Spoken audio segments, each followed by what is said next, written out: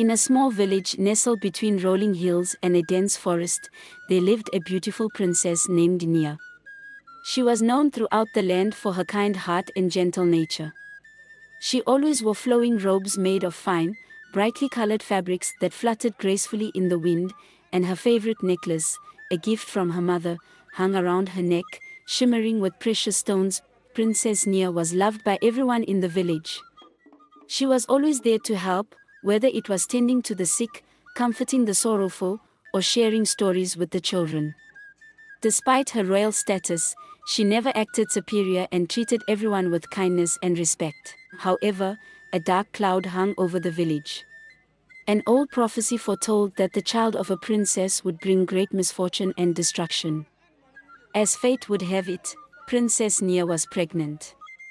The villagers, once filled with joy at the news, were now consumed by fear. Whispers of the prophecy spread quickly, and the once happy village became a place of worry and dread. Nia's father, Chief Okoro, was a wise and strong leader. He loved his daughter deeply and struggled with the prophecy's implications, torn between his duty to protect his people and his love for Nia. Chief Okoro sought the counsel of the village elder, Grandmother Osha, who was known for her knowledge of ancient traditions and prophecies. She was deeply respected and often sought for advice. The days passed, the villagers' fears grew. Mothers clutched their children tightly, and the men of the village held long meetings, discussing what should be done. Nia, feeling the weight of the prophecy and the fear of her people, often retreated to her favorite spot by the river, hoping to find solace in the gentle sound of the water and the rustling of the leaves. The village square was bustling with tension as the elders and villagers gathered for a crucial meeting.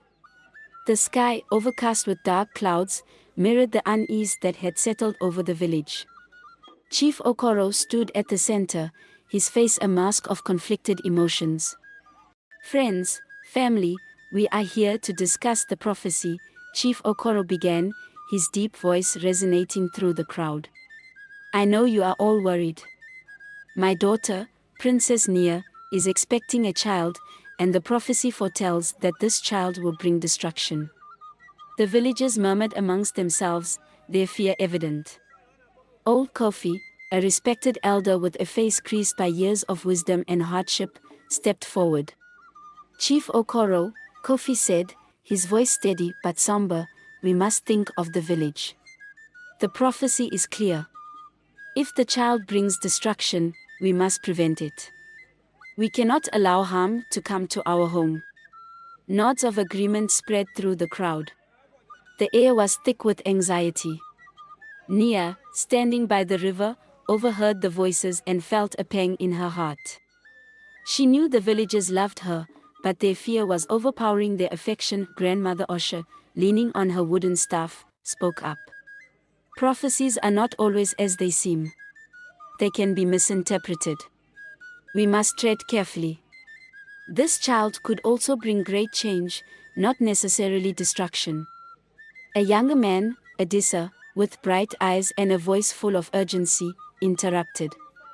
"But can we take that risk, grandmother? If the prophecy is true, we must act. The safety of the village comes first." Chief Okoro raised his hand for silence. "We must decide as a community. This is not an easy decision, and it weighs heavily on my heart." A woman named Esi, known for her sharp mind and quick tongue, voiced her opinion. "If we let the child live and it brings destruction, we will have failed our duty to protect our people. We should ensure the child does not survive." Gasps echoed through the crowd. Nia's eyes filled with tears as she realized the villagers were serious. She gathered her strength and walked towards the square, her steps heavy with sorrow. "Please," Nia called out, her voice trembling but determined. "This is my child. Your fears are understandable, but condemning an innocent baby based on an ancient prophecy is not the answer." The crowd turned to her, some with pity, others with hard resolve. Chief Okoro stepped forward, his face etched with pain. "Nia, you know I love you. But the prophecy..." He faltered, looking at her with tear-filled eyes. Nia shook her head. "Father, This is my child. Our child. How can we know what fate truly holds? Grandmother Osha is right, prophecies can be misinterpreted. I beg you, do not let fear dictate our actions. Chief Okoro, torn between his love for his daughter and his duty as chief, looked to the elders. We will take a vote. All in favor of ensuring the child's removal, raise your hands. One by one, hands began to rise. Nia's heart sank with each one. Grandmother Osha's hand remained down, and she gave Nia a supportive nod. Chief Okoro looked at the raised hands, his heart heavy. The decision has been made, he said, his voice breaking. When the child is born, it will be taken away. Nia gasped, her hands clutching her stomach protectively. No, please, father. There must be another way. We will discuss this further, Nia, Grandmother Osha said gently. But for now, we must honor the decision of the village. The crowd began to disperse, leaving Nia standing there, her heart shattered. Chief Okoro approached her, tears streaming down his face. I'm so sorry, Nia. Please understand, I had no choice. Nia looked at her father, feeling both love and despair. I will not give up, father. I will find a way to save my child. Nia's attempts to flee the village were met with failure. The villagers, driven by fear and the decision they had made, locked her in a small hut near the edge of the village. The windows were barred, and the door was secured with a heavy lock. Two guards, strong men named Kofi and Edissa, stood watch outside, ensuring she couldn't escape again. Days turned into weeks, and Nia's pregnancy progressed. The day of her delivery was drawing near, and the village buzzed with nervous anticipation. Inside the hut, Nia sat on a simple wooden bed, her hands gently resting on her swollen belly. Her mind raced with thoughts of how to protect her unborn child. As the sun dipped below the horizon, casting a golden glow over the village, Chief Okoro approached the hut. The guards straightened up, saluting their chief. How is she? Chief Okoro asked, his voice heavy with concern. She's quiet, Chief, Kofi replied. She hasn't tried to escape again, but she's been talking to herself, planning something, we think. Chief Okoro nodded, his heart aching. He stepped inside the hut, and Nia looked up, her eyes a mixture of defiance and desperation. Father, she said, her voice steady but laced with pain. Please, reconsider. This child could be a blessing, not a curse. Chief Okoro sighed deeply, sitting beside her. Nia, you know I wish things were different. But the village has decided.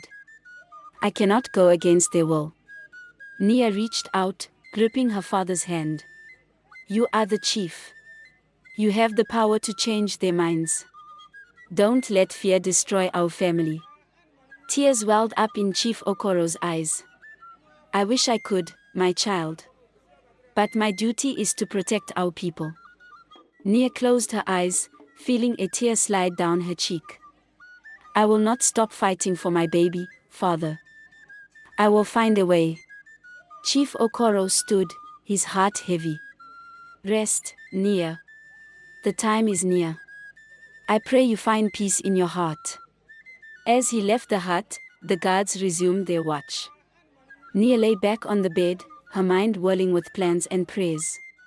She knew the day was coming soon, and she had to be ready. The next morning, Nia woke to a sharp pain in her belly. She gasped, clutching her stomach. The guards heard her and called out to the village healer, who quickly arrived with her apprentice. The healer, an elderly woman named Oma with wise, kind eyes, hurried to Nia's side. It's time, Oma said, her voice calm but urgent. We must prepare. Kofi and Edissa exchanged worried glances but stood firm at their posts. They had orders to ensure the baby would be taken away immediately after birth. Hours passed as Nia labored, her cries echoing through the hut. Outside, the villagers gathered, whispering and praying. Chief Okoro stood at a distance, his heart breaking for his daughter. Finally, A baby's wail pierced the evening air. The villagers held their breath, waiting for what would come next. Oma emerged from the hut, holding the newborn wrapped in a blanket. "It's a boy," she announced. "Strong and healthy." The villagers gasped, their fear palpable. Chief Okoro stepped forward, his face ashen.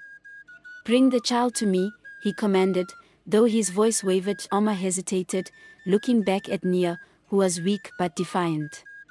"No," Nia whispered, her strength returning with her resolve. "You cannot take him."